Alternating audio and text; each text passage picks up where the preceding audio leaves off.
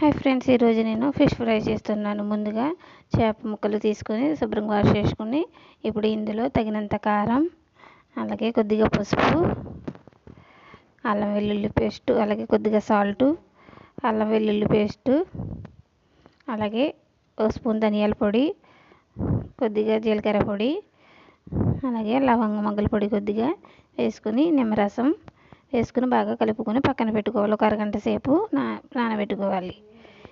ముక్కలకి కారం పట్టే వరకు. ఇప్పుడు కళాయి పెట్టుకుని ఆయిల్ పోసుకోవాలి. డీప్ ఫ్రైకి సరిపడా ఆయిల్ పోసుకుని ఒక్కొక్క ముక్క అయితే ఆయిల్లో వేసుకోవాలి.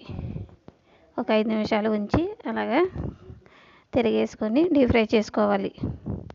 వెంటనే తిరిగేస్తే సరిగా ఉడకదు. సిమ్లో పెట్టుకుని డీప్ ఫ్రై చేసుకోవాలి.